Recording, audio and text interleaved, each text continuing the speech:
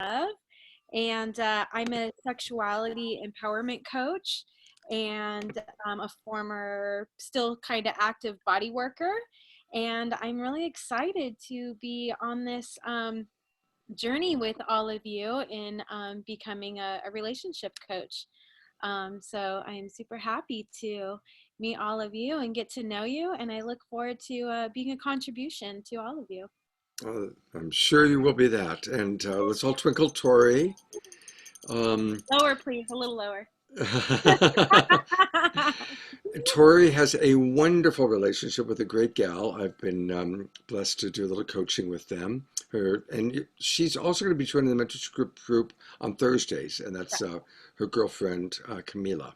And you guys live down in San Diego area, Correct. right? So, what I want to do, and this will be something that we almost always do to start our show, to start our day. I know everything's a show for me now. I'm in Scott the producer mode. So everybody, 60 seconds or less, sharing some need or value that's been met today and your comfortable or uncomfortable feelings that go along with it. Okay? And I'm actually going to get them a little stopwatch. And anybody who goes more than 60 seconds, I'm going to, I don't know, do something. So let me get that going. Did you say what values have been met today? What value? Yeah, in other words, you're going to pick a universal human need or value or desire or longing. Those are all kind of synonyms that's been met for you or not met today. Okay.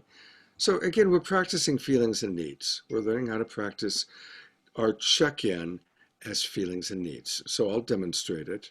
And again, it's connecting comfortable feelings with our needs that have been met, uncomfortable feelings with needs that have not been met. And if you like the word needs, great. Otherwise, you can call these values, desires, longings. So, all right, I'm going to time myself. I am feeling really relaxed and grateful because I just received a wonderful massage from Emily next door. And so my need for physical touch for the first time in 2 weeks from a human being and connection has been met. And that was 20 seconds. So in my final 30 seconds, trying to find something uncomfortable. I'm feeling sad when I think about how many people are getting lost in arguing about belief systems as I see belief system religious wars taking place on the internet. I feel sad. I feel shocked because it doesn't meet my need for harmony or community. There we go. So notice how efficient we can be when we keep it to thoughts, feelings, not too long on the thoughts, but our feelings and our needs. And that good-looking guy behind Laura is her boyfriend, Rob, with the hair, who's always, I'm catching up with you, Rob. I'm catching up with you. 3 months from now, buddy, I'm going to be right there. Okay, who wants to go next? I'll go next since we. So okay. I had a need for time for connection with my cat in the yard, and Rob lovingly went to the studio for me so that I could make us a nice dinner and gather things. He went all the way over there so I could fulfill this need for connection with just some space and time with my cat in the yard, which was wonderful. And the community. I had to go get the computer. Yeah. Well, and he got the computer so I could be with you guys here at his place or at the other so place. Let's all twinkle Laura and Rob. We're twinkling Rob. Thank you for getting the computer and the cat.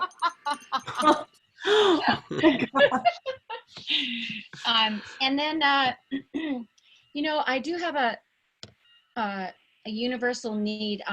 My brother has, he just started dialysis about 3 months ago, and he's been off and on in a tumultuous relationship for a long time. And the woman that he's with just canceled his insurance. And so my need for, I don't know, help me with this since we're in class. That would What's be my his need? need for well-being. Your need for his well-being. Yeah, my need for his well-being. Yeah, and I feel really sad about it, so I cried, and Rob hugged me, and anyway. All right. Well, thank you. Let's Mhm. twinkle Laura and Rob one more time.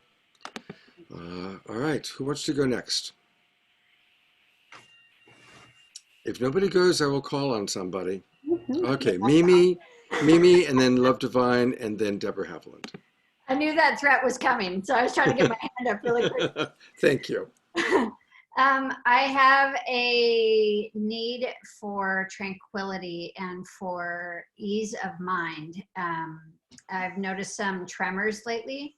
So, and I met that need by going out to get Reiki and lion's mane mushrooms today. So that's mine. Thank you. Yeah. Thank you. That was well done. That was like in 25 seconds, so good job. All right, we're twinkling Mimi, also known as Radiance. Radiance. I'm working on calling her Radiance. I'm working on that. Okay, let's see. We had figured out that it was going to be Love Divine, and then Deborah Haviland. Hi, everybody. I am feeling overwhelmed for needing to integrate some really big events in my life. And so I was craving some alone time, which I did get today. So my need for space got met. Although it was at work, which wasn't entirely allowing me to be fully present, but at least I was physically alone. So one win and one getting there. Great. All right. Thank you very much, Love Divine. We have a lot of love in this room. All right. Mujiba, also known as Deborah Haviland. Thank you. Okay. I have a need for comfort and empathy around this move because I'm waking up in a lot of fear and wishing I could just cancel it out because, you know, everything wonderful is happening. So I called a girlfriend, Candy, and she gave me comfort and wisdom on the phone, and it was comforting. And then right now, just another win. I was really needing some kind of creative outlet. And so I went for a drive to the Wildflower Bakery in Freestone and took pictures of how they're making that business work and handing the amazing brick oven, breads and scones through the window. 60 seconds. And I feel great that I supported their business by posting about them. Beautiful. Okay, thank you. And the reason I'm being a stickler about 60 seconds is it's so important for us to learn not to get lost in story or details, but learning how to really keep it to feelings and needs, right? So that's why I'm kind of doing it this way. Okay, who's up next? Toree, and then Heidi.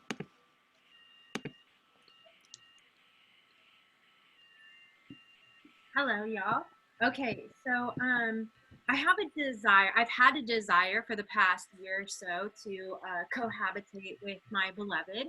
And today we just landed ourselves a home for the whole summer. And so that's really exciting, yes. But I'm also I'm excited on one hand, sitting with the uncomfortable feelings that my son is not on board. He is not down to go live in somebody's house temporarily for the summer, doesn't see the value in it. And so I'm just being with the uncomfortable feelings of like getting my needs met and knowing that I can help get my son there, but I'm just sitting with the uncomfortableness of the resistance. So. Yeah. How old is your son? He just turned 11. 11. Wow, okay. Twinklings and prayers. Thank Maximum you. grace for the son to come on board. Yes. All right, good job. And you see, all that is still under 60 seconds. Okay, Heidi. Hi guys. I am feeling frightened, lonely, sad, hurt, heartbroken, and shocked, and my need for trust and commitment and certainty and security is not met. And today I did get met my need for connection and empathy through phone calls with family and Scott reaching out. and for caring. Thank you. So if it's okay with you, I'd like, because we also practice empathy. And so is it all right, Heidi, to share what happened? And would you be willing to receive a little empathy? Yeah. So Heidi's boyfriend moved out yesterday. Yeah. Yeah. And so that's why, when she went through so many uncomfortable feelings, so many unmet needs. So just kind of wanting to open it up to anybody who wants to share a little bit of love, a little bit of understanding. Yeah, Mimi, Radiance. Hi, gorgeous. Oh, I just want to catch my breath with you for a moment. I just felt the wind knocked out of me. And I'd imagine that the wind was knocked out of you. Is that true? Yeah. Yeah. I really, really welcome your sacred tears, how beautiful your tears are right now. And I'm really here just for this moment. Thank you for opening your heart and mourning with you. Thank you. So I'm just dropping into that breath.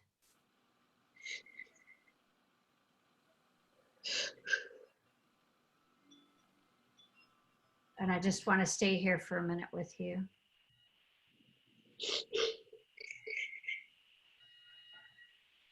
I'd imagine, I just feel like my head is spinning right now. Is your head spinning? Oh, my heart. Yeah. I show you guys my puppy. She never sits on my lap when I sit in this chair, but she must know something's up because she's like cuddling with me. Yeah. So I want to say how foundational, I just want to reflect this back to you from me, how foundational your wisdom is. And the frustration, I'd imagine that there's frustration and anger around not having that stability right now in a really tumultuous time. Feel pretty, all those things, but angry too. Yeah, I felt angry that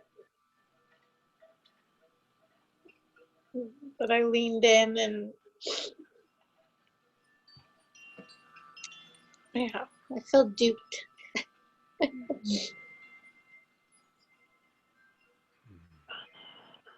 I don't know if that's a feeling.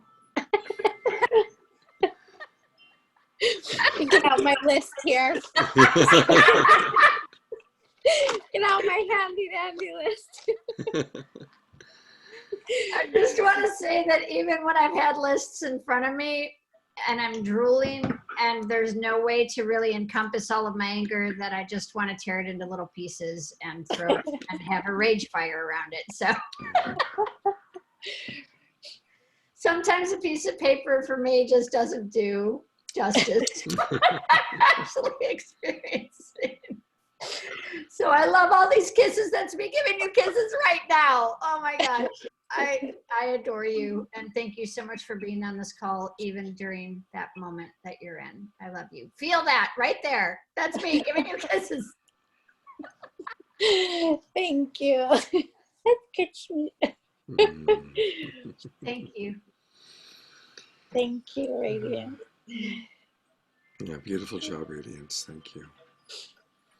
Anybody else want to just share a little empathy and understanding? Laura. I love that I'm Lolly, Laura. Oh, Heidi, I'm so sorry. I can't even imagine how hard this feels right now. It's pretty lonely. Right.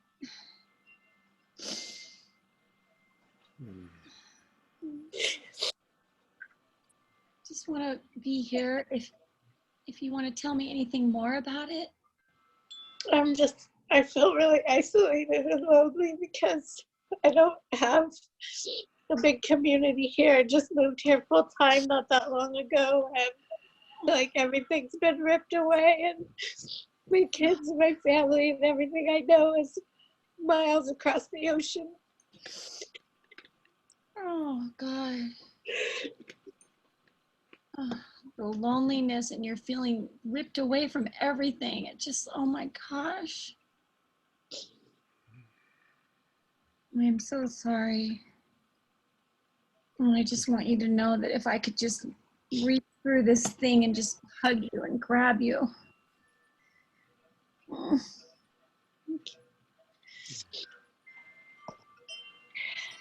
And draw upon, we're your family, Heidi. There's a beautiful family feeling that's developing in Love Coach Academy. I'm so happy with. And, I know I'm blessed because I know everybody in this room and in the other mentorship group, and they're all sweethearts and pure love. So draw upon us. Yeah, you can contact me anytime, and I'll just stay on the phone with you for hours, because sometimes that's what we need. We just need someone on the other end of the phone just listening or not saying a word, and I want to offer that to you, and I'll send you my number, okay? Thank you. Yeah. That's a beautiful offering, Laura. Mm-hmm. It's really beautiful. Thank you. And I want to offer angry texting. If you have any angry texting you need to get out, you're welcome to send them to me. That's Fucking asshole. That's Yeah. I can be that woman for you. Listen, and I'll just send back love. Remember, venting is like passing gas. It's stinky, and we all do it, right? It's just vent. Just don't vent to the person you're venting about. That's the key. Yeah.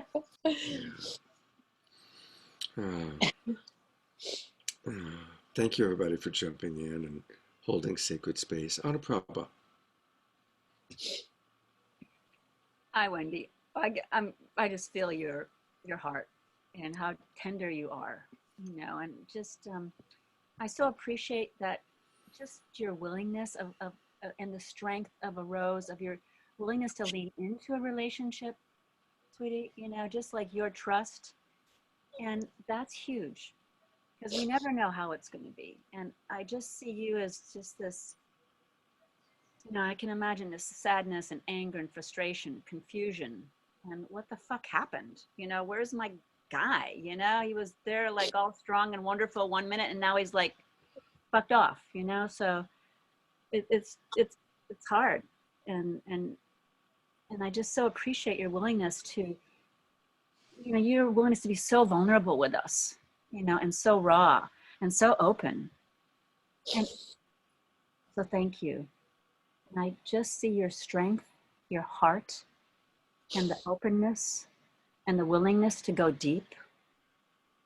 And to have that is such a powerful, character strength, and just a way of being on the planet. The willingness to go deep, the willingness to be seen, the willingness to speak your fears, to be available. And so I really see you and feel you, and I'm up for the angry texts and hanging on the phone because I so appreciate your wisdom, how wise you are, and just your communication, and who you are on the planet. I so see you and appreciate you. Thank you. Thank you. Uh, You're like a little taste of home. Can you see for one more person, Heidi? Okay, Deborah. Hi, Heidi. Hi, Deborah. Oh, I'm gonna. Now you see why I didn't reach out. Here, I got it. Oh my gosh, beloved. I just also want to reflect to you. It just how. First of all, I feel the ending of a relationship. Oh my God, it's like falling through space and the familiar, and I just really, really feel for you, beloved, and I can join you in that. I understand how that feels. And I'm so glad you have that dog right there. She's so sweet. It's Sitting dog. on my heart.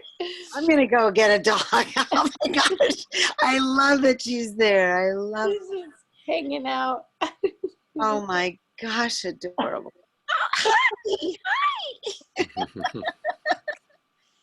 So I just want to say, sharing the Zoom with you and seeing you in action and what you do and what you give and who you are so beautiful. You're so radiant and full of so much love. I think I'm also present to the shame, and maybe you guys have gone through this with a breakup. Like, you think you have all these skills and you teach the skills and you think you should be able to fix your own, and it's really painful when it doesn't work for whatever reason. I can relate 100%, 1000%. I went through those same feelings with my divorce, and so I totally know that. And it's so you're feeling some shame and that you should be able to fix it. Like, what's wrong with me? I teach people this, and so it's a feeling of being abandoned.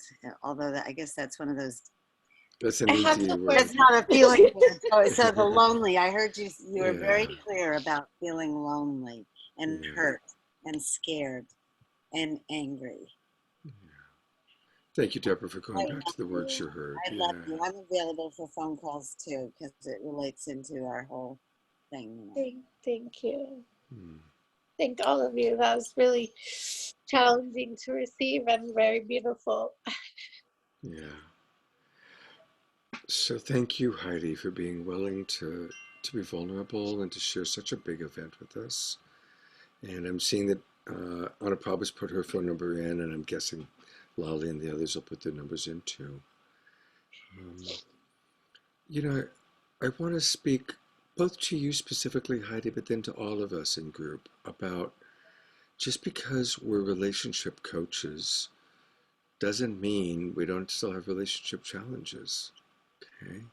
And that's one of the whole points about love coaching. We're not pretending that we're perfect. We're not putting ourselves up on a pedestal. We're not looking down at our clients. We look at our clients. We share with our clients. We share with our friends. And we're all perfectly human.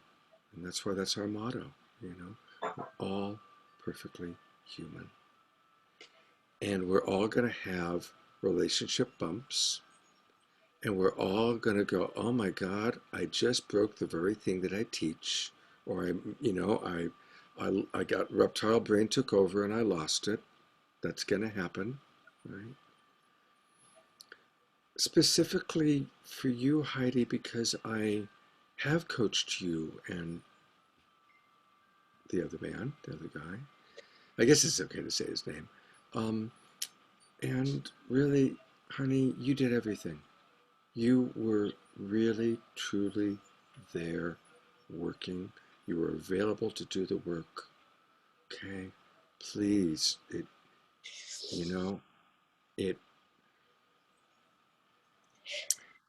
was, there's like 3 things it takes to have long-term partnership. Being good friends, being good lovers, and being good partners. It's like, and sometimes we can be wonderful lovers and wonderful friends, but the partnership is just not there, and partnership requires so many things. It requires so many qualities, especially in these uncertain economic times. And I'll tell you, as to the degree that you are masterful in relationship, muggles aren't going to cut it, right? It's going to be, it's not going to work out with the muggles. I'm sorry. I have to laugh at the muggles. It's true. And I'm sorry, but he was a muggle. Okay, he was a sweet guy. I liked him. He was a fucking muggle. Thou shalt not try to mate with muggles. What is a muggle? I don't know what a muggle is. You gotta explain what a muggle is now, Scott. So it's a Harry Potter term. And in Harry Potter, there's, Harry Potter and all the people that he's at the school with Magic are, people. yeah, they're warlocks and witches, and they have magic, right? Magical people. The non-magical people are muggles. They're the muggles, right? So now I want to say Camila, who's Toree's beloved, is definitely a magical person. So Toree is in good shape there. She is definitely not trying to make it work with a muggle. So maybe we need to add a third motto just within Love Coach Academy. Thou shalt not fuck muggles. Okay, I would like to suggest that you can indeed fuck muggles, but but don't expect long-term relationships with muggles. Yeah, that's probably more accurate. Be aware of the Had a few of them. consequence. We've all had a few of them, and it's okay. How's this for an opening first class for you, Toree? Is this giving you a little bit of a taste of? I love it. I love it. I'm at home. Okay, good. All right. Well, we do have a few people left to hear from, and then we'll get into the agenda for the class. I think we still haven't heard from Kat or Anuprabha or Chris. So Anuprabha, and I'll go back to timing. Okay, I have a value for autonomy and for myself, and also nurturing my son. So, and nurturing to keep my sovereignty and my autonomy. It involves him living where he's living, which I love. And so I got up and I made a huge bowl of chili and cake and a lot of food. I have bags of food that I take over there to the home. So he'll have food. So I know he's, I have a value to know that my son will live, right? And that allows me to, relax. And he feels really very happy and loving to me when he receives the food, and that he can keep on staying where he's staying. So, Okay, beautiful. Well done. 45 seconds. All right. Kat or Chris? Chris. Okay. Actually, I'll just go through something that I'm going through right now. Within the first 10 minutes of this class, a message exchange I was having, I'm finding myself needing a lot more consistency, because this is like the millionth time where I've gone to work with my brother. Things have been going well, and then all of a sudden he starts throwing fucking wrenches at it. And yeah, I'm finding it very hard to be present right now, and I apologize about that. But I'm super frustrated at the moment. Yeah. So, Go ahead. I'd love to give you a little empathy. Chris, you're kind of the strong silent type guy, the John Wayne of the group, who watches and learns and grows. But I can imagine that's really hard when you're working with your brother, and I know you because I work with you, and everything I ask you to do, you do it quickly and well, and you take it really seriously, and you're a very responsible guy. And so I'm just really imagining when when you have the quality of responsibility and considerate. You're a very considerate person. So I'm just guessing by the little bit I've heard that you might be feeling frustrated. And I'm wondering if maybe your value for consideration, respect, harmony, ease, those might be some of the values that aren't being met right now. You're absolutely correct. You're pretty good at that. Yeah. And it is frustrating. It's really frustrating. Yeah. Yeah, it is. I mean, look, basically all it is there was like a pipeline of work that I had, and I believe because I completed it all early and there were no revisions necessary, that now he's behind on using it, and therefore doesn't have anything more for me. But I'm like, I need to work, dude. I need to get paid. And he's now basically just saying, well, find other work. I'm like, that's cool. On a moment's notice, Wow.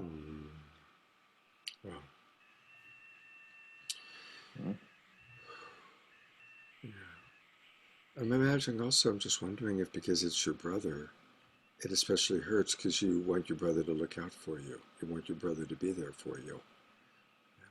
And so when your own brother isn't looking out for you, that's especially difficult. Yeah, older brother, and yeah, I could go deep into that one, but you hit the nail on the head there. Does maybe one other person want to give a little empathy or understanding? Yeah, Kat.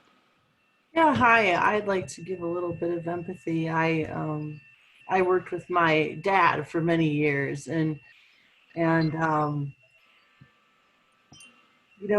mean, you work and you try to keep it, professional. You're doing a job, but also there's personal mixed in, and there's a little bit of a difference in, the way they might treat you rather than somebody they didn't know. And it's hard because, when that happens, when they don't do what you're expecting and you're, you know, in a working capacity, you kind of feel like you don't have a lot of avenues to go down, and you have to just manage yourself and your own emotions. And but it's extremely frustrating at times. I hear you with working with family. Sometimes it's like the greatest rewarding experience and the most difficult experience you'll ever experience too. Yeah, all bundled into one. That's true. Thank Yeah. you, Kat. Thank you very much. Yeah, good job. Maybe one more person? Anybody? Deborah. Hi, Chris. Yeah, I really empathize with that. And understand, I hear you saying it seems like it was shocking, surprising, and a feeling of letdown, and that you were depending on the consistency of the work, that it falls in that category of needs of security and consistency, and that you can depend on him, and he's your older brother. I heard you really emphasize that he's your older brother. And so we want to feel like they do have our back, that our brother has our back. And I also see how diligent you are, that you have a really good work ethic and you really work hard. So my heart goes out to you. And when somebody who knows us well, that you would want to be honored, that you want to be cared for, that he could express his appreciation to you, that wow, you're so good that you actually get it done early, so let me reward you and give you more. He actually did reward me this last time, but unfortunately, I guess that was the end of it. I would have almost preferred just to have our agreement be held or be kept rather than the reward, which by the way was a new laptop, and I'm super happy with it. But at the same time, a laptop doesn't quite pay the bills. So yeah. So are you going to negotiating some so that you can reach deeper into possibilities for the solution here? Well, you know what, guys? Actually, what I'm thinking is that now that I have a machine that can handle it, I think I'm going to get full on back into web design, because that is actually a very well-paying profession, and I'm kind of good at it. So Yeah. Yay. Yeah. So if any of you need web design work, and take a look at what he's doing with lovecoachacademy.com. He's doing a beautiful job for us. Really beautiful job. In fact, all of you should be going to that website. Thank you, Deborah, by the way. Yeah, thank you. Thank you. Thank get you. to know you, Chris, because you have been quiet, and I appreciate your presence here. Thank you. And now I hear you. Yes. Well, thank you. All right. We haven't heard from Kat, so let's get feelings and needs from Kat, and then Love Divine has a question. Feeling great. Today I had a need to really hit the ground running and to show up on time and ready for my employees at 6 a.m. Pacific time, which is 8 a.m. Central time.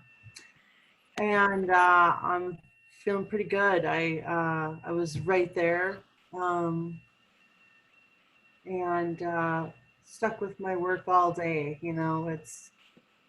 I just set this little goal for myself, needed to do it, needed to hit the ground running this week, and I did.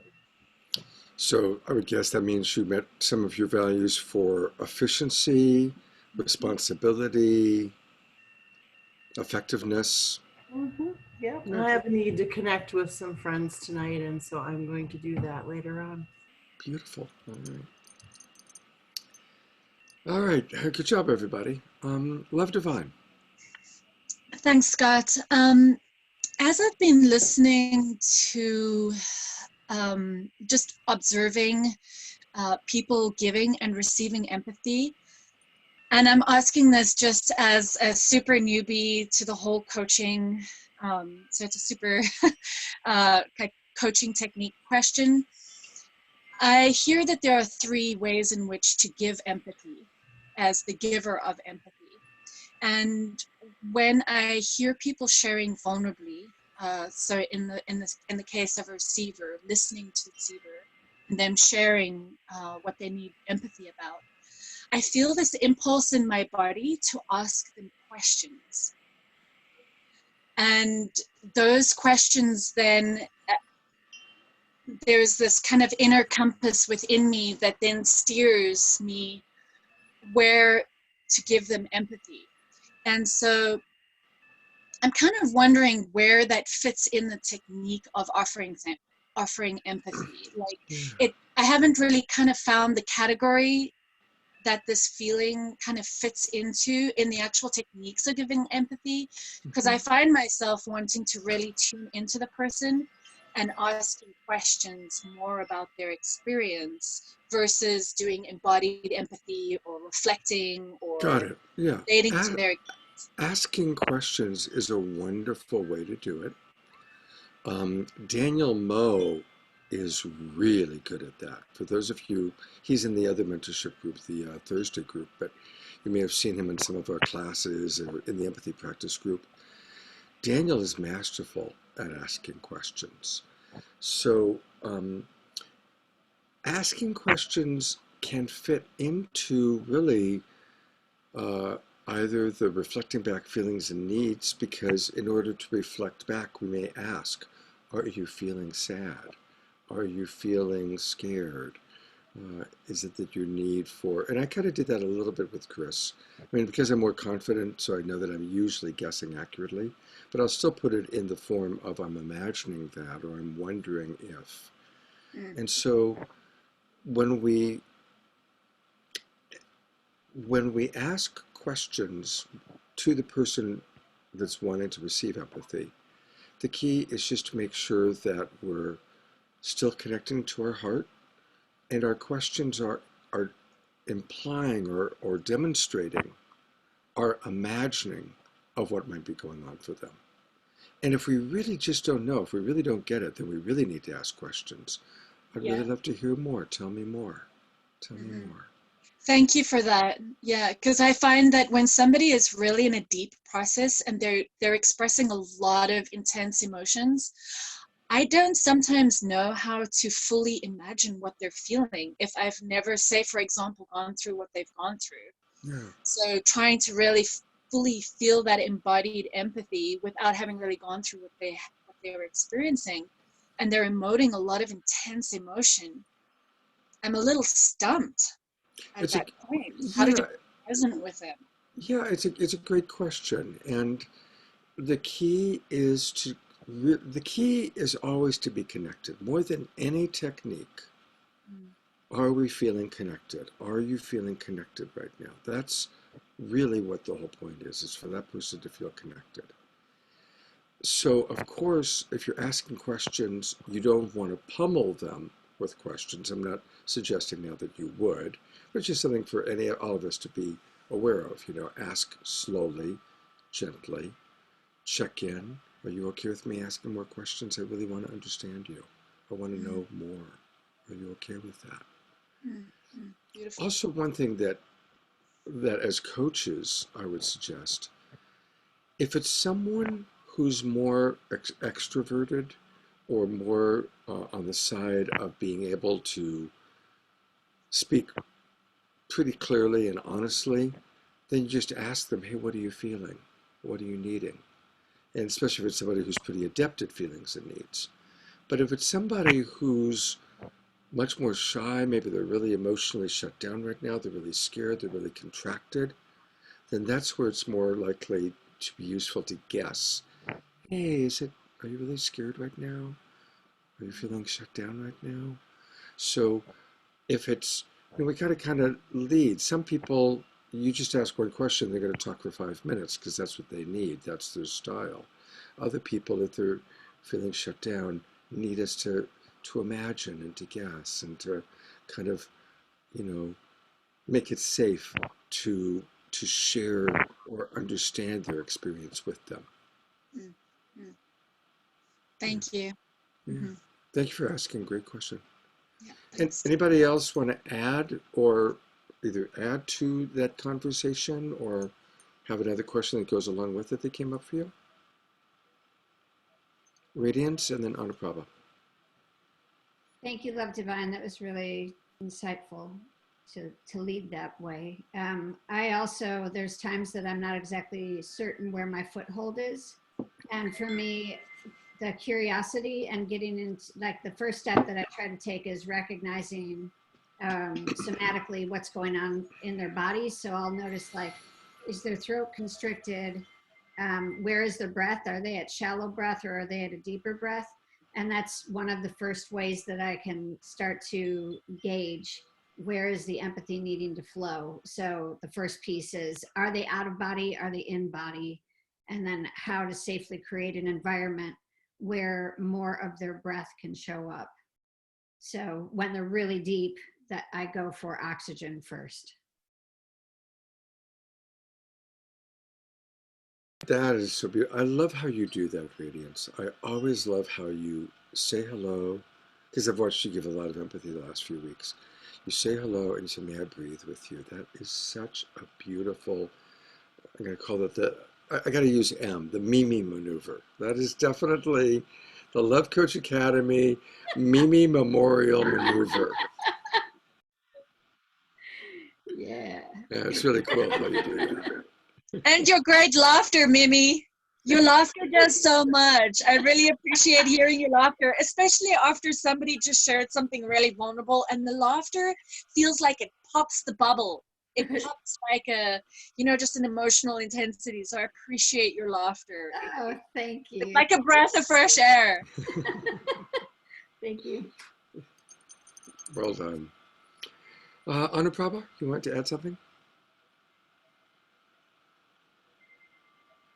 Just a little bit, just where Scott, you were saying the empathy part first. So would it be kind of starting out maybe with a little empathy before maybe going into the questions?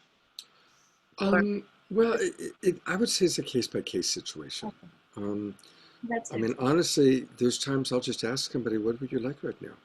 Do you want to just chat? Do you want to just talk? Do you want me to kind of connect in with you? What do you most need right now? What would you like? And again, it depends on the person. If somebody's pretty good at identifying what they want and need, I'm going to ask them.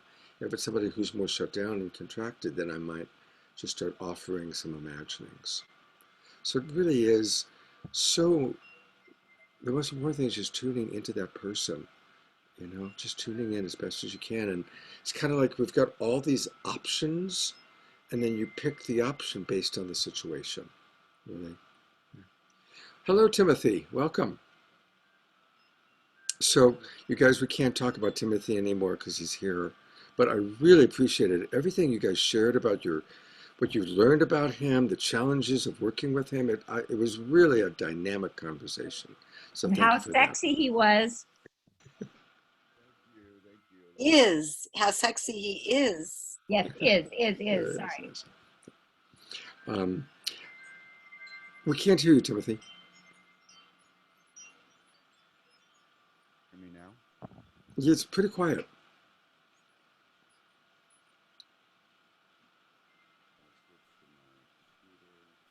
It's very, very quiet. Terrible. Can't, like, barely hear you. I'll work on it. You keep going. You know what? Let's right now, everybody needs to learn this. So is everybody on a laptop? Right? Okay. So very important. You all need to learn this, especially since a lot of you are doing online shows. Take your cursor into the lower left-hand corner, and just to the right of the mute button is a little arrow. Poke that arrow, and a gray box will come up. Everybody see the gray box? This is where you can do your audio settings. And the first thing is just make sure that whatever microphone you wanted to use, if you're using a plug-in mic, that you've got that plugged in. But then there's advanced settings. So at the bottom, do you see where it says audio settings at the very bottom of that gray box? Click audio settings. And everybody should have a big white box that comes up. Everybody should be seeing a big white box. And that's where you can adjust your microphone. And I suggest about the middle of the page where it says microphone, there's a little tiny box that should be checked, which says automatically adjust microphone volume. And I find that if you click that, that's usually your best bet. Okay? And that way the computer kind of automatically adjusts your microphone volume. Is that good for everybody? Everybody able to follow that? Any questions? Timothy. How about now? A little bit better. Did you click adjust microphone volume? Yeah, I'm even actually in my system working on my volume for the Much microphone. Better. There you go. That's better. That's good. Yeah. Okay. Welcome. Anyway, I thought it was at 2 o'clock my time, 5 the other time. So sorry that I misunderstood. Actually, the irony of it, and I love you, is that we changed it to 4 o'clock so that you would be free by 6 o'clock to do your class. Yeah, I don't know why I thought we moved it just 1 hour, but you're right. It was moved to there, and now we moved it even more. Yeah, I remember this now. Right. So anyway, you're all good. You're all good. And Timothy, we have a new member of our group that I want you to meet. This is Toree Love, who's our newest mentee. So, do you see her there? Oh yeah, I see Toree. Hi, Toree. Hi, Timothy. Nice to virtually meet you. Yes, I like that blue, purple, lotus, pink flower or something. Yeah, that's great. Pretty. Thank you. Okay, so moving on. Yesterday I did a relationship inventory process. Is there anybody who has not had a chance to watch that video? Anybody who has not watched it? Okay, Kat and Toree. So, and I do recognize that it was a little bit, it was short notice. But I did let you guys know last week that I was going to be doing it on Sunday. So I do want to talk a little bit about it and welcome Laura Lace. I'm sorry I'm late. I forgot about the time change. Now everybody knows, and it's always going to be 4 o'clock Pacific time, 1 o'clock Hawaii time. I don't think we have any. Yeah, we do have Radiance East Coast, 7 o'clock East Coast. That's what it's going to be always. Now on Mondays for you, the Gold Mentorship Group. Okay, that's locked in. And we're always going to use this link now. I changed it because we can go into breakout rooms, and we actually are going to go into breakout rooms today. So that's why I changed it to a meeting room format. I want to talk a little bit about the relationship inventory process. And again, for those of you who did not watch it, please do watch it. We won't spend a lot of time on it, but while it's fresh, I do want to bring up a couple of things. Probably, I think the most important part is for you to notice the connection exercises I led the couple through at the beginning. Now, this particular couple was already in a great place with each other. They'd had a great Sunday, they were feeling loved, they were in a good place. But sometimes couples come in to work with me and they're like, you could just feel the disconnect. And sometimes when you're working with a couple, they don't see you as a coach. They think you're a judge, and they're all ready to prepare and present their case of what the other one has done that's wrong, or how they've been victimized. Yeah. Timothy, by the way, Toree is very advanced. He's been a therapist for 20 years. So, um, uh, so it's important always to bring people into connection with each other. And again, this is a real difference between traditional therapy and love coaching. Because often in traditional therapy, there's so much focus on what's wrong and going right into, what's wrong, which makes for great television. And an hour can go by real quickly when you ask, so Mimi, what did Stephen do that drove you crazy this week? An hour will go by very quickly. Oh, I'm so sorry. See you next week. And the next week, hey, Stephen, what did Mimi do that drove you crazy this week? Okay. So that's one way of keeping clients for many years. However, in love coaching, we want to bring people back into love. We want to bring people back into remembering love. So for those who didn't watch it, there were I've probably got about 8 or 10 tricks that I use like that. But the bottom line is I have people turn around, look each other in the eye, drop in, breathe together a little bit. And I think the 2 that I did yesterday, one was, what's a moment, a very specific moment where you felt very well loved or cared for by this person? Now, when a person's remembering that moment, it's somatically taking them back into that moment. And I'll sometimes even ask, especially if I feel like they really need to change their physiology, change their somatic state from defensive and ready to attack into a more connected feeling state. So how did that feel? Tell me about that moment. Tell us more. And then, of course, asking the other person, do you remember that moment? How does your body feel when you remember that moment? So we're bringing them back into remembering love, bringing them back into remembering love. The other one I did yesterday then was, what's a character strength or a virtue that you admire about this person? Right? And that's, again, it's a wonderful way to go into appreciation, but it's even deeper than appreciation. Like, it's one thing to be thanked for taking out the garbage every week, but it's another thing to be thanked for, I really appreciate, just you have such a strong quality of cleanliness and order, right? It's deeper than just an action. So we always want to bring people back into love and connection. I'm going to open up to thoughts and questions in a moment. Sometimes the people are so fractured, they can't even go there. Like sometimes, maybe 1 out of 10 times, I'll be working with a couple and there's so much pain or they're so hurting, they can't even go into remembering a moment of love. And then I know, okay, they're really, really hurting right now. So that's why I have to give a lot of empathy. That's my cue that, let's say it's John and Sally, and Sally is so hurt, she can't even go there. And that's where I need to really go into helping her to calm her nervous system, giving her some empathy, giving her some understanding. And then, of course, giving John empathy and understanding as well, so that they both feel balanced, and they both can see my neutrality, so that they can come into the place of at least being able to connect. So I'll stop there and just ask for any thoughts of what you observed when you saw this, for those of you who saw it, or any questions. Timothy. I appreciated how you had a couple that are, I would agree, relatively solid, have come through a dark spot, but are coming out of it pretty well. I would say, even given that and how soft you were, you still unearthed for me 2 really critical things that if I were to get to keep coaching them, and I think they would benefit from some coaching or some therapy.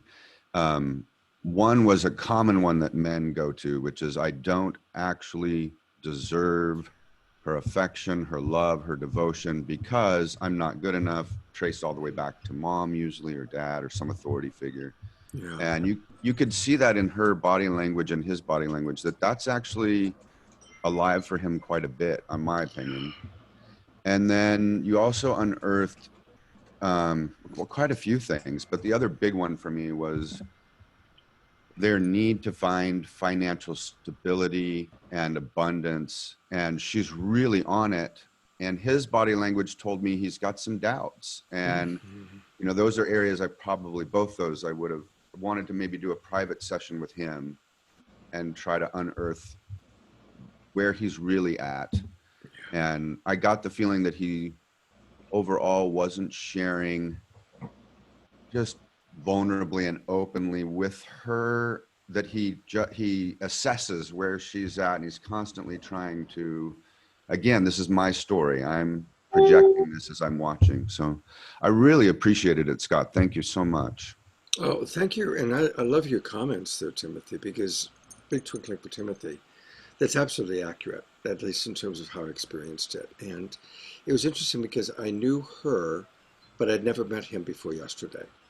So I had to find that balance of establishing connection with him, you know, finding the best way to help him feel safe. And then when I started seeing those areas, like how deep can I go without him feeling like I'm prying or overly projecting? And when you guys watch the video, or for those of you who have seen it, I'm curious if you noticed it as well, it was pretty clear that he's so wanting her approval and so wants her to be okay. And again, and then it came up with the whole thing of when she offered, you know, when she talked about just really ravishing him with so much love, I could just see that there was that part of him having trouble to really receive it, right? And then as we unearthed it, we learned that it's a common dynamic, because he's got the story of no matter what I do, it's never good enough, right?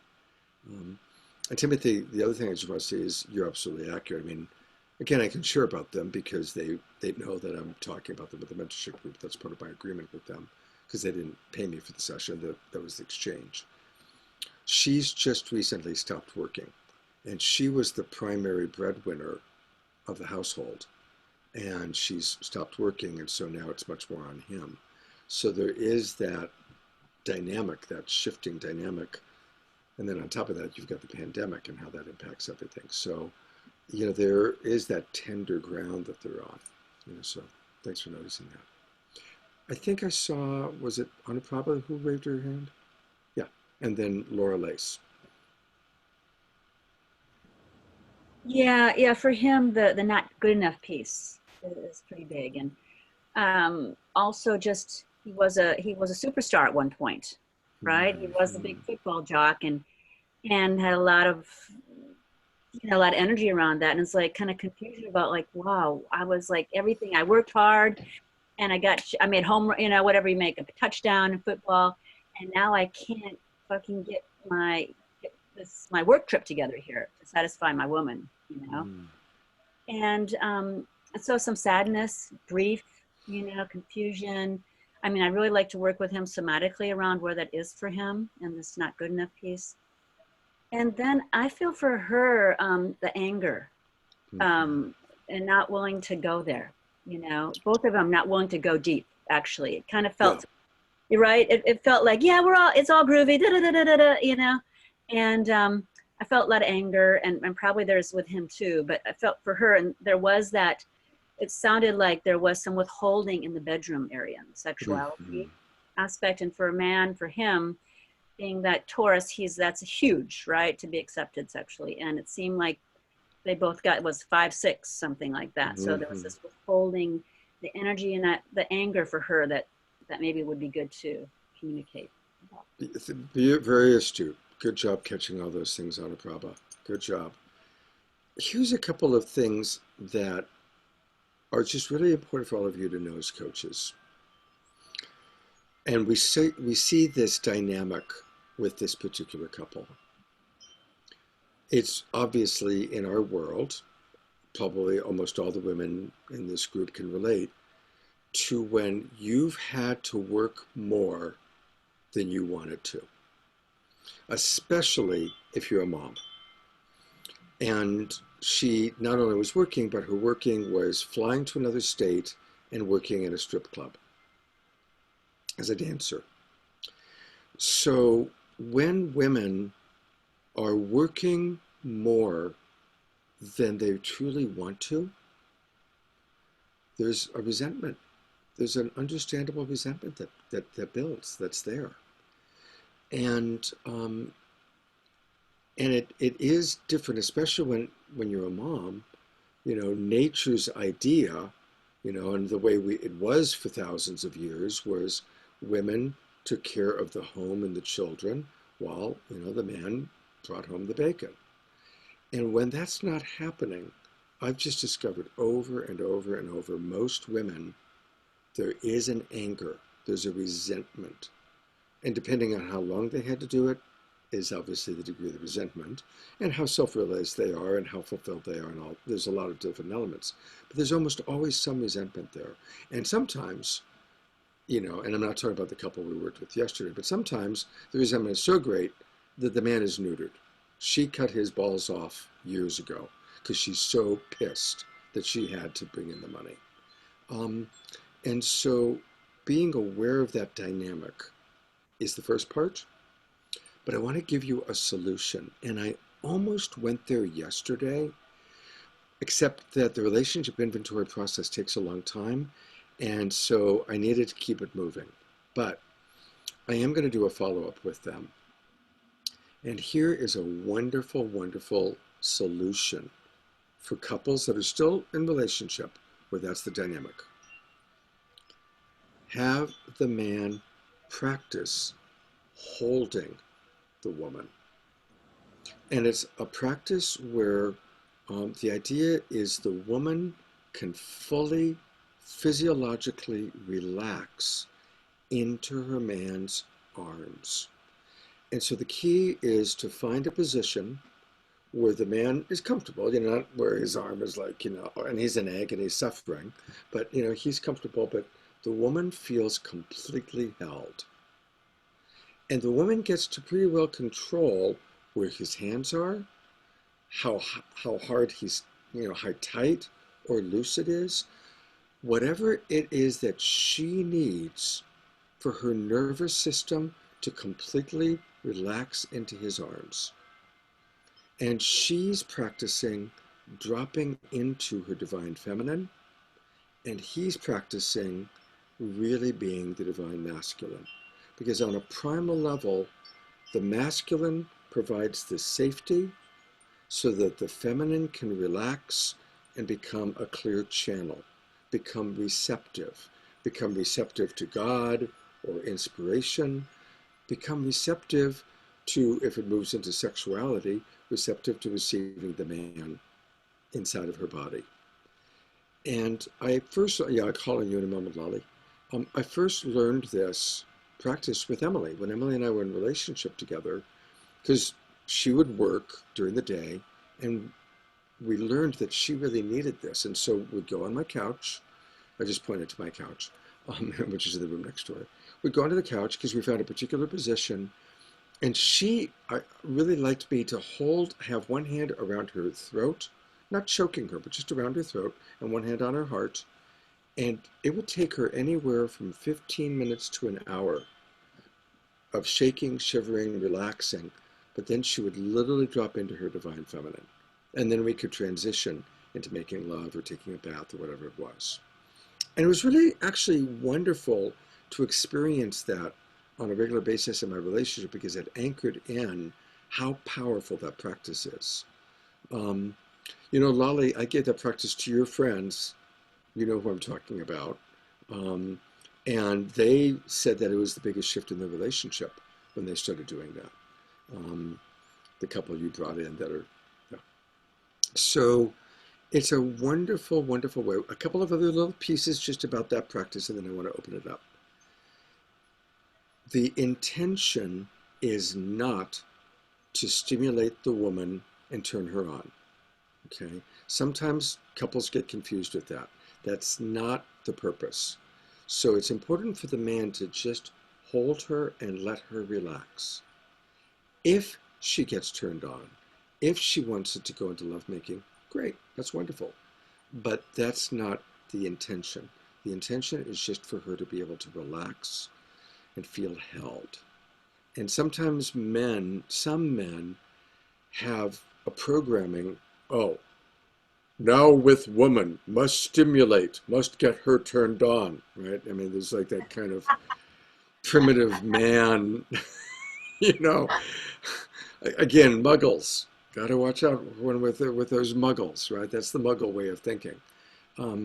So anyway, it's not that. It's about just really relaxing. And by the way, as healing as it is for the woman, for men that have been snipped, by their woman, it helps them. It's a healing for them too to start feeling their strength as a man again, right? Because there's a lot of men out there that feel so ashamed that they didn't bring home the bacon, they haven't provided, and they know the woman is pissed off. And so this helps the man also to heal his wound of not feeling strong and not feeling like the man. So it's a really powerful practice. And I've given it to probably 50 couples now, and most of them report, oh my God, it's a game changer. So, okay. I'm going to open it up to Lolly and then any other thoughts, questions, reflections. Oh, Scott, that's so beautiful. And I was so inspired hearing when you and Emily were doing that, how amazing it was. And when I met Rob, I was able to instill this practice of 5 minutes. He would set the timer, 4 minutes and 50 seconds. So then I had an extra 10 seconds where I could just sit on his lap, kind of like how you pointed to your couch, Scott. I could sit on his lap and I could just empty my basket. And as long as I was conscious not to make anything about a personal thing about him, but just all my worries, all my fears, oh my God, to relax into the divine feminine. He didn't take anything personally. And I really believe that that's what's kept us close for the last 2 years. And he actually depends on it now. He's like, okay, honey, do you have to empty your basket? And I'm like, I don't know, do I? But yeah, when you make it a regular practice, because the divine feminine has an emotional read, and the divine masculine does what it does, right? Which is single focused, hunter. But just this little practice helps balance it out because we're not living in early man anymore. But we can instill these practices of,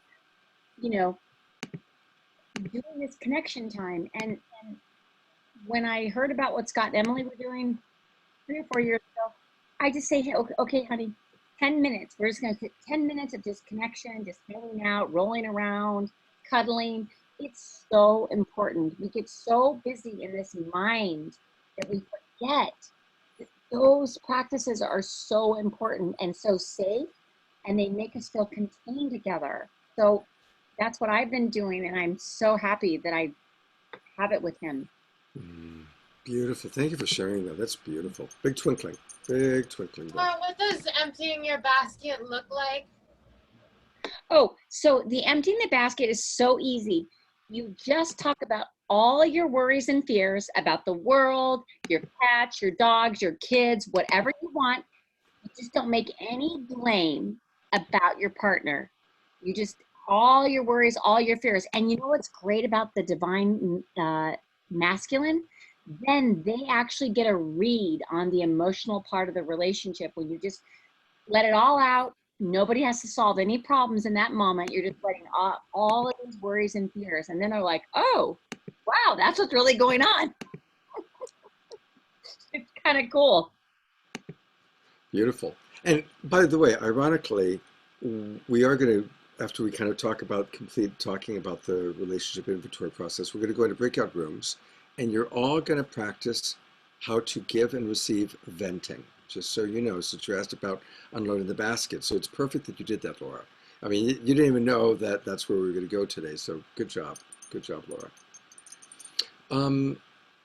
Okay, any other thoughts about observations, thoughts, or questions about the relationship inventory process that you guys watched? Anything else? Yeah. Oh, that's right. Laura Lace. I'm sorry. You had raised your hand and I was going to call you. That's good. I think Mimi wanted to say something too, but I see she's got her sign up. Maybe she had to step away. Just so you know, maybe we'll check on her later. I felt intuitively, sort of as other people have mentioned, and I think we talked about, that something wasn't straightforward or upfront about their answers, you know, that this like really high score was kind of like you know, maybe superficial, or I don't know. This is a really weird, like almost that she wanted to engage in this process and wanted them to look good together and their strength, and that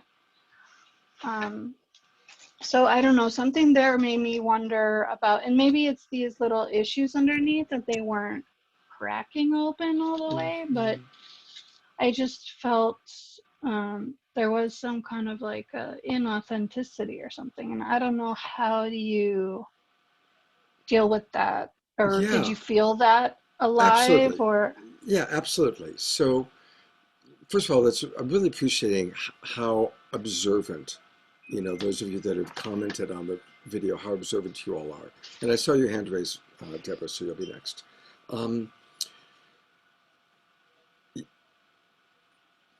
There are a couple things that are interesting just to notice. When people are that huggy, touchy, like there's that constantly touching each other, it shows me that they both are having a need for reassurance. They're both wanting that safety, that sense of safety, right? And when they got off to a start of all those high scores, it's kind of like, oh, well, now they're afraid to go into lower scores. So what I saw was that I do think that they've been together for 16 years. So this was not a marriage that's in big trouble. It wasn't that kind of a relationship. But, they have their cracks, they have their history, they have their stuff. And so I wanted to, because I hadn't ever worked with them before, I'd never even met him, and I'd only met her a little bit because she's doing the show with Trish. So I needed to find that balance of being as safe and enjoyable and positive while seeing where do they want to explore? Where do they want support? Where do they want to look at things that, and again, if people don't want to look at something, then it raises an interesting challenge for us as coaches, right? When do we uncover something? And, if you go back, and Timothy noticed this, I saw there was definitely an issue there. And, the first couple of questions, he's doing all this shit with his eyebrows and he's being kind of silly and funny, and which is great, and it was his way of deflecting seriousness. But then as the session goes on and they feel more comfortable and there's more rapport established, then he became more real and kind of more real. So there it is. And by the way, this is what we're going to be doing a lot over the next couple months. We're going to be doing a lot for the next few weeks, you watching me doing sessions, but then we're going to start watching you guys doing sessions, right? Or me and one of you doing sessions. And again, I want to acknowledge that you're all at different places. So, a couple of you are brand new to coaching, so don't worry, I'm not going to throw you into the lion's den. Other than Love Divine is going to be leading all future, because I know.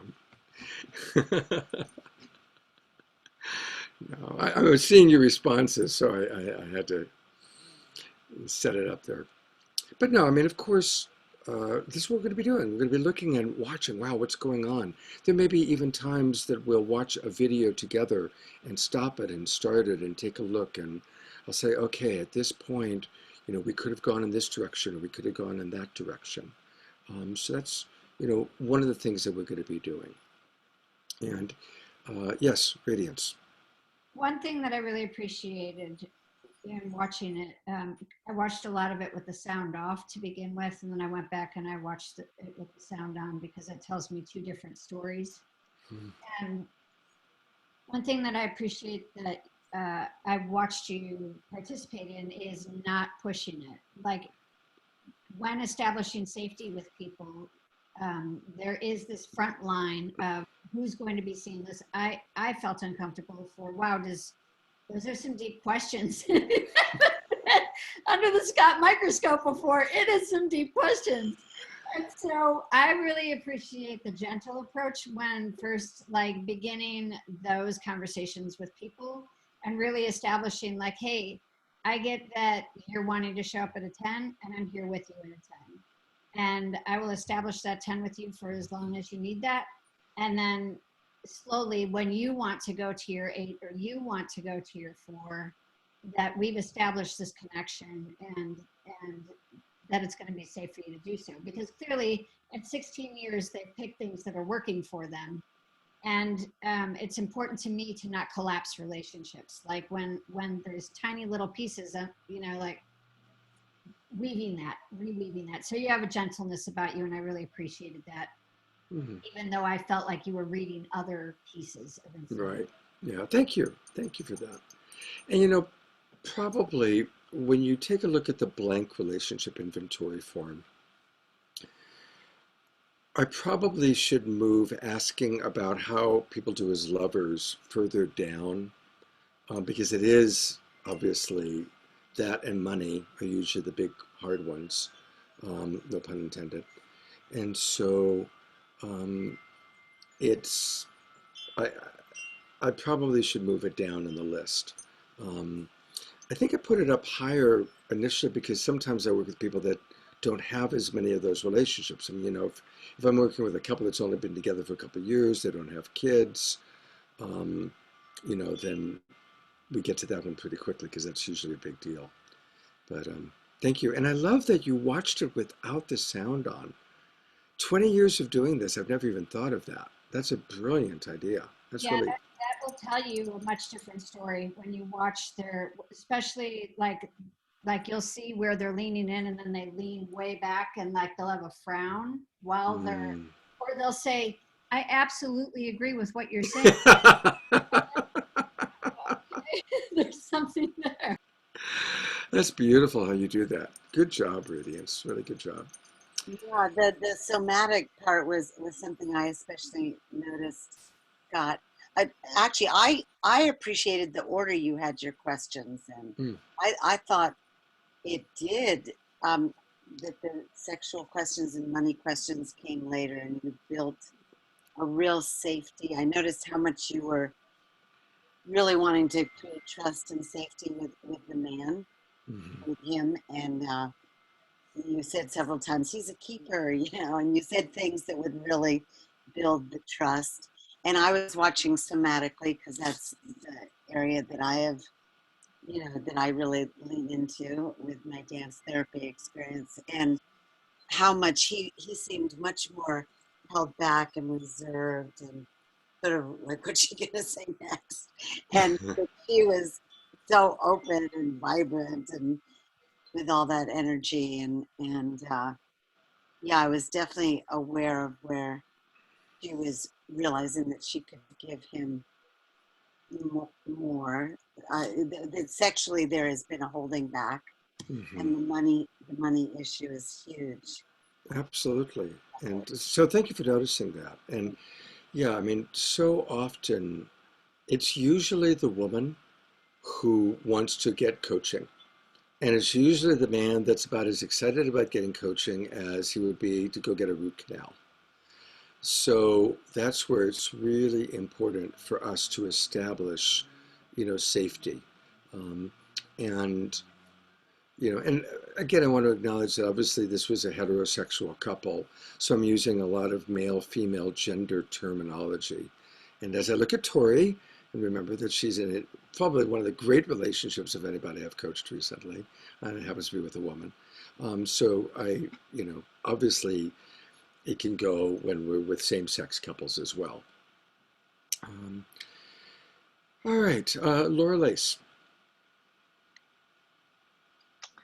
Yeah, I did want to say something about that because I was thinking about that issue during when you were talking about being held by the divine masculine, just because I'm my sexuality is fluid too, and when I was dating a woman, I was very moved by the difference between when she held me or I held her, and the embrace of like which one of us was embodying a masculine position in that moment.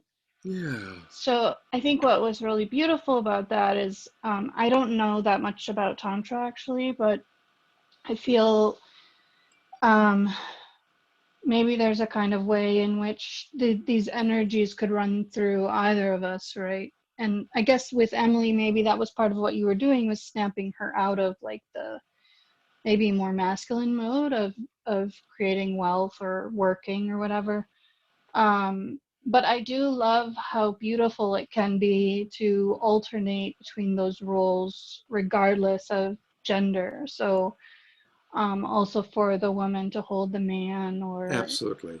Yeah. yeah, because I mean, yeah, just I think it's really, you know, in terms especially of empathy, I'm just dropping into the other person's experience. I don't know, Thank I you. think it's Yeah, Laura, I really appreciate you saying that. And yes, just a reminder, this grew out of a specific situation, which is common, where the woman is pissed because she's had to do more masculine obligation than she wants to, especially because she's also a mother, and that anger has led to a reduction of her willingness to be sexual, and the man feeling shame. So it's like that very kind of specific scenario, which is kind of gender based, is where that practice kind of grew out of, and why I was referencing that practice. But separate from kind of that scenario, just in general in relationships, yeah, ideally we take turns nurturing each other. Obviously, any relationship, same sex or any gender, taking turns nurturing each other, taking turns holding each other is a beautiful and a wonderful practice. Absolutely. Any other thoughts, questions, or reflections about the video of the relationship inventory process? Okay, we're going to go to a practice. Oh, Mariko, you just got in there. I've been fixing my bed frame. What is the next step with this couple? Do you then do a 12-week program? Is it the same with every couple for you, or what's your next steps? Yeah, so in this particular case, it was a little bit unique because I really wanted to get a couple to do the relationship inventory process quickly. And it was one of those funny things where I put it out to several couples and didn't hear back. And then this was the first couple that said yes. And then the other two couples were like, oh, we want to do it too. So it's funny how it kind of worked out. And who knows, I might even do it with one of the other couples, just for you to see a second couple and I actually might, because the second couple is a couple they're not sure if they want to stay together or not. He's not sure, she is, he's not. So it could be interesting. Anyway, everybody's different. This particular couple had not approached me to hire me, but instead I was talking to Dawn and mentioned I was looking for this, and she said, I think, my husband and I would like that. So I will actually follow up with them today or tomorrow. How are you feeling? How are you doing? What are you needing? I'm not going to pitch them on a 12-session package because they didn't approach me for work. I kind of approached them, so it's kind of a unique situation. But what is true, and I'm glad you're asking the question, Mariko, when people do buy a 12-session package from me, I usually do my first session is just with both of them, getting to know them. I then usually will do a solo session with each of them to hear what they say when the other one's not present, right? To just create more connection, more understanding. And then if I think they need the relationship inventory process, that'll be the fourth session. It's not always exactly that way, but it's usually that way. So first session, the three of us. Second session, me and the one person. Third session, me and the other person. Fourth session, relationship inventory. And by that time, I've got almost everything I need to know. I know their dynamics. I know the merry-go-rounds. I know what each one's really wanting and needing. And then we spend the remaining sessions getting to that point. And all of these are paid sessions? Traditionally, yeah. Usually I sell a 12-session package. There's no free intakes in your program? I will offer a 20-minute free consultation if they fill out the client intake form, right? So there's got to be skin in the game. And remember the client intake form, which I've sent to all of you. I should repost it for Toree. The client intake form has my rates on it. And so that way people see, if you're going to work with me, it's going to cost you $1,500 for 12 sessions, or it's going to cost you whatever it is for $875 for 6 sessions. So they see that up front. If they fill out the client intake form, then I'll do a free 20-minute consultation. Usually so the man, if it's a husband and wife or a man and a woman, can get comfortable with me. And because they've given me that client intake form, I've got so much stuff I can go right into. Now I know enough about their relationship that in those 20 minutes, I'm going to say something that's going to rock their world. I'm going to be able to give a level of understanding to each of them that's going to help them to feel safe and comfortable and connected. And then really it comes down to, are they willing to do the work? Are they willing to put out the money and put in the time to do the work? Yeah. Good questions. Thank you for that. Okay, we're going to practice venting. I'm putting you into pods of 3 people each. And I am going to have, just who the pod leaders are. Anuprabha, Timothy, Radiance, and Laura are going to be pod leaders. Heidi, I normally would make you a pod leader, but knowing that you're in a kind of a tender place, yeah. And anyway, Heidi gets extra venting time if she needs to in her group. So remember a couple of things about venting. We want to learn how, when we're listening to the venting, we don't collude with how the other, so can I use you as an example for a moment, Heidi? Is that all right? Because it's actually a perfect example. Is that all right? I'm not going to go into any details. That's fine.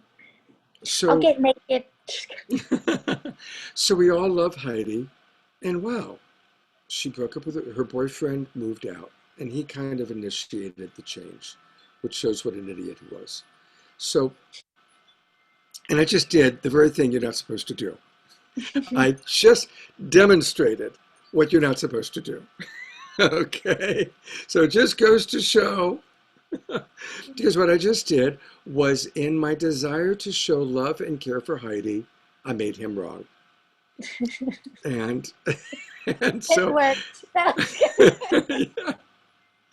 yeah. It's just so there, isn't it? There it is. So we want to at least notice it if we do it, okay? And ideally, when we're coaching a couple, we never want to do that, right?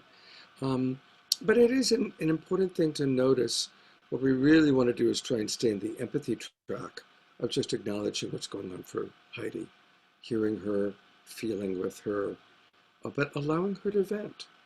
Now, Heidi gets to say whatever she wants. It's venting. He's not in the room. We're not going to repeat this to him. And we're not going to take what she says about him out into the world. And ideally, we will never use what she says about him as a weapon to hurt him. Now, none of you know him, so that kind of reduces the possibility of that happening. But these are the things to remember. When we're listening to venting, we allow that person to just unload. She can swear, she can curse, she can vomit all over the place. And we hold space for it. We acknowledge her feelings and needs, and we don't go into making the other person wrong. and we don't take anything she said outside of the container. Does that make sense to everybody? Okay. So I'm going to give each person 5 minutes of venting, and then the group 5 minutes of giving empathy. So just like a minute each, not too long. So I'm going to, let's see, it's 5:35. So we're going to have 3 people per group, and then let me figure out the timing on this because I want to be done by 6 o'clock. Okay, so 4 minutes per person for venting. After each person vents, about 4 minutes of just a little bit of empathy, a little bit of understanding, a little bit of connection total. So that brings us up to 16 minutes. Allow 4 minutes for missing, that's 20 minutes. So we're going to come back at 5:55. Each pod will have a total of 20 minutes. It works out perfectly. We've got 4 pods of 3 people each. And I'm going to kind of just jump into different pods and listen in. If any of you are struggling or have a question, send me a chat message. And I am now opening up the breakout rooms. So I need for each of you to click join. If you need to click join your breakout room.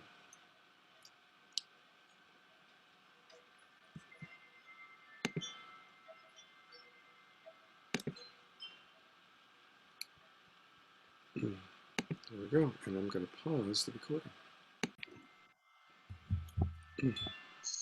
Welcome back. Thank you. Did you guys have enough time? Good. That's perfect. Boom. Oh, good. Good. I always like hearing that. I'm going to try and wrap this up pretty quick because I know you've got your Ohana, which I'll be watching. And we're still working on promotion of it. You know, if we're going to, but anyway, we'll figure all that out. Okay. All right. Welcome back, everybody. I'm going to wrap this up pretty quick because our Monday with the Ohana is about to start.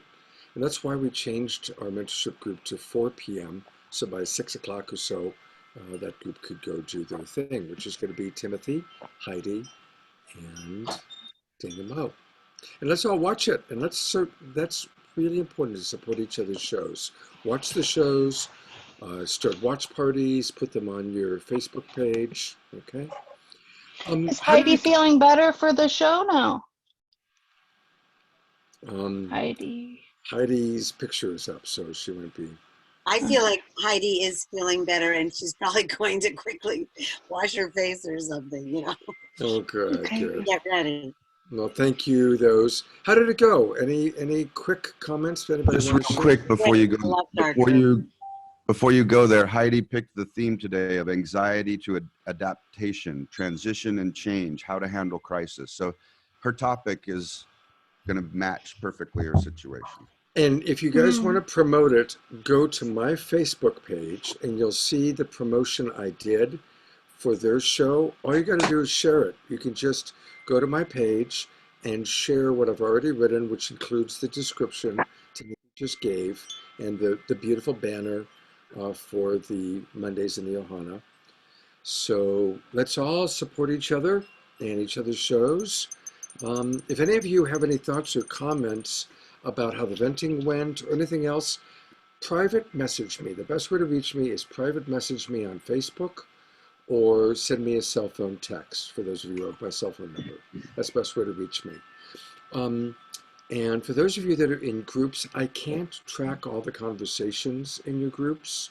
So if there's something important for me, cell phone text me or private message me.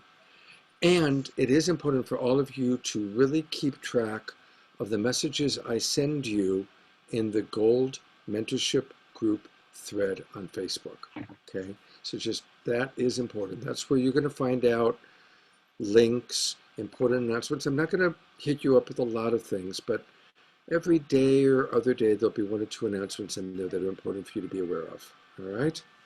Should we jump on? Yes, go jump on. And I'll see you guys there because I'm going to get you started. Take care, everybody. Have a beautiful, beautiful day.